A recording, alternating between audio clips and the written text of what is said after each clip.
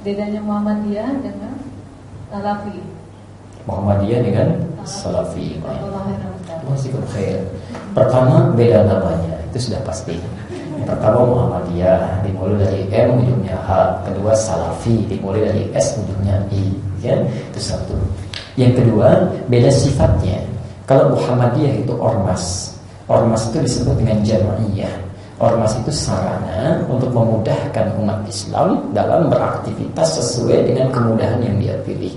Misal, ada banyak ormas di Indonesia. Muhammadiyah lebih memfasilitasi pada kultural, dakwah kultural dan pendidikan. Misal, dari pendidikan ada membangun, misalnya dari mulai sekolah-sekolah sampai universitas tingkat paling tinggi. Ada UMJ, UMG, ya. Kemudian di dekat-dekat sini ada juga, ya, ada UHAMKA dan sebagainya, dibangun supaya dengan pendidikan itu masuk nilai-nilai keislaman. Jadi sarana sifatnya. Dakwah kultural dengan budaya, dengan pendekatan kemasyarakatan, ya, bangun rumah sakit, ya, macam-macam dan sebagainya. Arahnya ke situ. Juga punya fokus saat mulai didirikan Kiai Ahmad Dahlan, terinspirasi oleh Syekh Muhammad Rashid Ridha, ya, dengan nasihat gurunya juga yang menjadi guru yang sama pada Kiai Haji Muhammad Hashim Al-Asy'ari. Namanya Syekh Ahmad Khatib Al-Minangkabawi. Jadi ingat, ya, Kiai Haji Hashim Asy'ari dengan Kiai Haji Ahmad Dahlan itu sesungguhnya saat mulai berangkat ke Mekahnya pun sebelum berangkat itu punya guru yang sama, karena dua-duanya bersaudara. Belajarnya pertama di Semarang lewat Kiai Haji Saleh Darat, kemudian dilihat, oh ini bagus nih, ya cepat paham, diberikan kitab, sudah pergi saja ke Mekah, berangkatnya sama-sama, dan di Mekah gurunya sama, namanya Syekh Ahmad Khatib dari Minangkabau atau dari Sambas. Dikenal dengan Syekh Ahmad Khatib As-Sambasi, ada yang menyebut Syekh Ahmad Khatib Al-Minangkabawi. Ya, pendirinya, mohon maaf, dua-duanya ini Ahmad Dahlan asalnya bukan Ahmad Dahlan namanya, asalnya Muhammad Darwish. Cuma nanti sepulang dari Makkah dirubah namanya menjadi Syekh Ahmad Dahlan. Ya, Hashim Asy'ari tetap dengan nama yang sama. Pulanglah beliau setelah belajar, pulang ke Nusantara, ya, sekarang dikenal dengan Indonesia, melihat ada hal-hal yang tidak tepat, ya. Ada yang berlebihan meminta kepada kuburan, minta sesajen, minta macam-macam dan sebagainya. Dan secara akidah sudah keliru. Ya, orang menyembah Allah katanya Islam, tapi yang dibawa-bawa sapi. Ya, mohon maaf gitu, ya. Yang punyanya aja Pak Slamet, misal, itu kan menyembahnya kepada Allah. Ini kiainya diberi nama Kiai Slamet, tapi sapi bentuknya, ya. Nah, atau kerbau, ada kerbau Kiai Slamet kan, yang disebut demikian. Nah, atau sudah salah arah gitu. Ada yang menyembah binatang, ada yang menyembah benda, macam-macam, maka diluruskan. Maka untuk mempermudah itu, kalau sendirian kan tidak mudah. Maka didirikanlah satu organisasi disebut dengan jam'iyah, ormas, ya, organisasi masyarakat. Bahasa Arabnya jam'iyah, untuk memudahkan dakwah itu supaya sampai dengan baik. Misi pertamanya memperbaiki akidah supaya benar, lurus, baik. Itu sepakat, saudaranya pun paham. Kiai Haji Hasan Asy'ari itu mengerti betul, ya. Kemudian yang kedua tadi, kultural dengan pendidikan supaya lebih pintar, lebih bagus, lebih maju cara pemikirannya. Maka itu arahnya, ya. Sisi yang lain melengkapi, misal NU didirikan itu 14 tahun setelah Muhammadiyah didirikan. Muhammadiyah 18 November 1912, NU 31 Januari 1926. Untuk membackup di Turaf di Kiai Haji Muhammad Hashim Asy'ari ketika pulang, beliau tahu Kiai Ahmad Dahlan berdakwah dengan itu, tidak ada masalah. Buktinya selama 14 tahun tidak pernah mendirikan organisasi.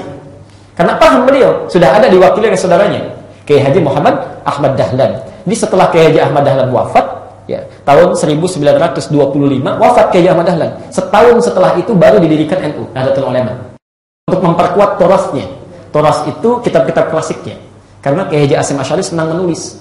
Makanya beliau membuat namanya langsung Nahdlatul Ulama. Kalau Kiai Haji Ahmad Dahlan mendirikan namanya Muhammadiyah, supaya dari akidahnya Muhammad kembali kepada apa yang Rasulullah bawa. Muhammad, dia itu nisbah pengikut. Di pengikutnya Nabi Muhammad itu akidahnya mesti sama, tapi berpikiran lebih maju, mesti pintar, mesti berkembang dan sebagainya.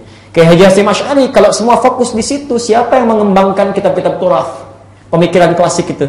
Maka dibuatlah oleh beliau namanya Nahdlatul Ulama, supaya ulamanya pun bisa bangkit, ya. Kalau semuanya ada ulama, ada rumah sakit, ada pendidikan, yang dakwah siapa? Maka terfikirkan nanti kemudian hari didirikanlah Dewan Dakwah, ya. Itu yang fokus kepada dakwah, bikin masjid, kirim dai dan sebagainya. Masya Allah. Pikirkan lagi, kalau itu semuanya nanti muncul, bagaimana hubungan dengan saudara-saudara kita di luar, yang memperkuat kepada akidah yang baik, hubungan silaturahim, didirikan Al-Irsyad, macam-macam, ya. Semuanya nanti kalau beda-beda harus ada yang menyatukan, maka didirikan Persis lewat Ahasan itu, Persatuan Islam, macam-macam. Itu cuma wasilah saja untuk bisa memudahkan aktivitas kita sebagai umat Islam di Indonesia. Kalau salafi itu bukan ormas, bukan madhab, tapi dari kata salaf. Salaf itu manhaj artinya. Manhaj. Ya. Jadi salaf itu artinya sesuatu yang lampau, yang lalu. Kenapa disebut dengan salaf? Karena saat kita berusaha untuk beribadah, menunaikan pendekatan kita, ibadah kita kepada Allah Subhanahu wa taala, saya mau tanya, cara kita ibadah itu mesti seperti siapa caranya? Rasulullah sallallahu alaihi wasallam. Rasulullah itu hidup di zaman kita atau hidup di zaman dulu? Dulu itu bahasa Arabnya salaf. Salaf. Ya. Jadi mengikuti yang dulu bahasa Arabnya salaf. Kalau disebutkan mengikuti itu ditambah ujungnya dalam bahasa Arab dengan ya nisbah. Ya nisbah itu gampangnya tambah i saja depannya. Ujungnya tambah i. Misal salaf dulu, ikut yang dulu disebut dengan salafi. Ya. Ini asalnya salafi itu bukan mazhab, bukan kelompok, bukan ormas, tapi manhaj. Ya, satu cara, satu arah supaya kita dalam beribadah mengikuti tuntunan yang dulu Rasulullah SAW yang disampaikan pada para sahabat, sampaikan pada para tabi'in. Itu masa lalu dulu. Kita ikuti jalannya. Ikuti jalannya. Nah, saat kita mengikuti jalan itu, maka cara kita disebut dengan salafi. Jadi, sebetulnya semua orang Islam itu nggak ada yang nggak salafi, semuanya salafi. Semuanya salafi. Tidak mungkin. Ya, kalau ada orang mengaku misalnya saya bukan salafi, berarti sholatnya beda itu. Pasti salafi, nggak mungkin, pasti salafi.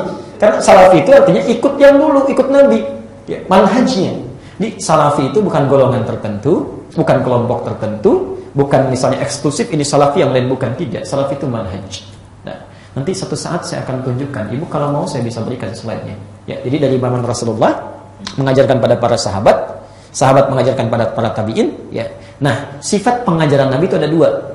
Yang pertama, ada yang satu dalilnya, satu contohnya. Maka ini artinya nggak boleh beda. Ya, misal antum takbir misalnya kan, Allahu Akbar begini. Dalilnya satu.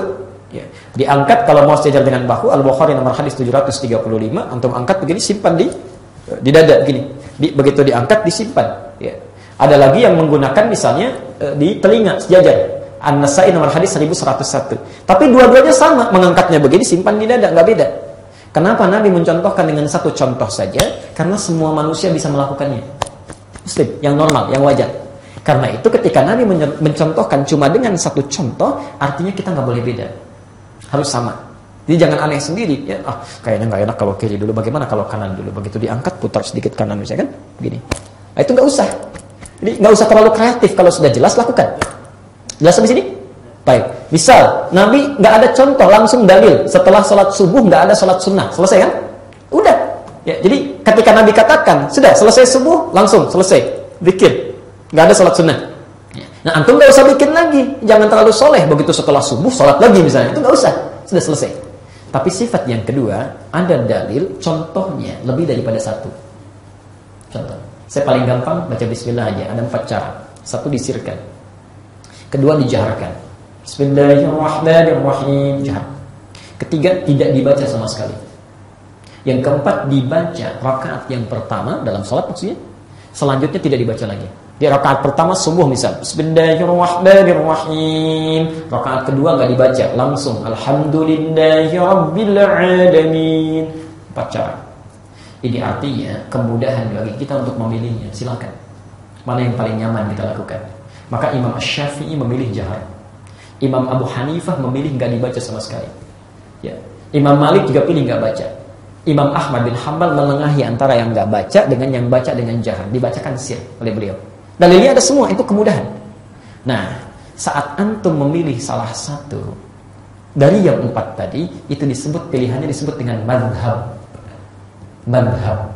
Singkatan dari madhaba ilaihi. Apa yang kita ambil itu untuk mempermudah kita. Yang 4 disebut dengan manhaj, salafi, nyambung kepada Nabi. Memilih satu di antara yang 4 disebut dengan madhab. Terus, maka dari sini nanti dikenal istilah madhab Hanafi, madhab Maliki, madhab Syafi'i, madhab Hambali. Ada semua. Ya, runtutannya ada. Ya. Karena itu, semua yang Imam Syafi'i itu salafi. Imam Abu Hanifah salafi. Semuanya salafi. Tapi ketika memilih salah satu untuk memudahkan, kan nggak mungkin dalam sholat dibaca 4-4-nya. Ya. Begitu baca pertama kali, Bismillahirrahmanirrahim, baca lagi, Bismillahirrahmanirrahim, baca. Langsung alhamdulillah bisa. Itu nggak mungkin, pilih salah satu. Pilih salah satu. Maka saat Anda memilih disebut dengan madhab. Yang jadi persoalan ketika guru ini mulai mengajar, pindah ke satu tempat yang penduduknya belum tahu sama sekali bacaan, saya ingin tanya, apakah diajarkan keseluruhan caranya atau pilih salah satu? Pasti pilih salah satu. Kalau diajarkan semua jadi bingung orang, karena belum tahu kan? Maka dipilih salah satu. Maka sampai hari ini di Timur Tengah itu dan sekitarnya itu punya madhab pilih salah satu. Ya. Di Saudi misalnya itu peluk semua lah, Uni Emirat Arab, Qatar dan sebagainya itu disirkan bacaannya, bismillahnya. Mereka memilih dari Ahmad bin Hanbal. Ya. Masya Allah. Bisa kayak Mesir sana, ya. Kebanyakan dia Syafi'i, dijaharkan. Ya. Afrika Utara sebelah sana Maliki, nggak dibaca sama sekali. India, Pakistan Hanafi. Ya. Masya Allah, dipilih. Jadi nggak ada masalah, mereka nggak ada Ramadannya 2 kali, pasti sekali. Ya. Idul Fitrinya sekali. Ya. Nah, yang saya tanyakan di Indonesia itu, ya, yang mana itu? Orang Indonesia, orang tua kita itu orang hebat, semua dipelajari. Ya, di orang tua kita dulu belajar, ada yang ke Madinah, ada yang ke Mekah. Mekah dengan Madinah aja bisa beda itu diantaranya. Mekah tarawihnya 23, Madinah bisa 36. Ya kan? Baik, mari kita lihat. Ada yang kemudian ke India, ke Pakistan belajar, ada yang ke Mesir, ada yang ke Libya, ada yang ke Tunisia, ulang lagi. Misal orang Bandung datangnya misalnya ke Mesir, ya orang Betawi pergi ke Madinah, Masya Allah. Orang Padang misalnya perginya ke India, ke Pakistan. Begitu pulang, maaf. Nah, kalau di Mesir subuh kan kunut Syafi'i, ya. Kemudian kalau yang di Saudi, nah, dia Hambali, dia nggak kunut kecuali nazilah. Ya. Kalau yang di Pakistan juga nggak kunut, Masya Allah. Begitu pulang yang jadi masalah, misal orang Bandung mainlah ke Jakarta, ketemu orang Betawi. Ya. Belum belajar yang di sini, dipelajari yang lain. Belum ketemu satu dengan yang lainnya. Dua-duanya salafi sebetulnya. Ya, cuma satu belum mempelajari yang lainnya. Maka apa yang jadi persoalan ketika sholat di belakang orang yang tidak kunut, kemudian menyimpulkan ini salah nih kayaknya. Di persoalan ini salah. Nah, itu masalahnya. Jadi khilafiyah yang muncul itu sering terjadi bukan karena persoalan hamdallah, bukan karena persoalan salafi atau bukan. Lebih karena kurang luasnya pengetahuan untuk didapati dan diketahui. Itu poinnya. Jadi jelas Bu ya, Muhammadiyah itu ormas disebut jam'iyah, salafi itu manhaj. Jadi semua orang Muhammadiyah itu pasti salafi, tapi tidak semua salafi Muhammadiyah. Jelas di sini? Baik. Ya, saya pernah di Mekah 2010 itu. Begitu nyambut rombongan yang pertama, Masya Allah, itu ke masjid, imamnya mimpin sholat Isya itu. Kalau tidak keliru dulu Syekh Sudais, Alhamdulillahi Rabbil Alamin. Samping langsung bilang, ini kayaknya NU imamnya, Muhammadiyah imamnya. Oh dia imamnya, di sebelahnya enggak dijaharkan ya. Begitu subuhnya enggak baca kunut juga gitu ya. Wah ini sudah, ini nih mutlak ini, Muhammadiyah ini imamnya. Jadi enggak ada hubungan itu dengan Muhammadiyah, itu enggak ada hubungannya. Zaman Nabi enggak ada, zaman tabi'in belum ada. Itu baru di kisaran awal abad ke-20. Jelas Bu ya, saya kira. Baik.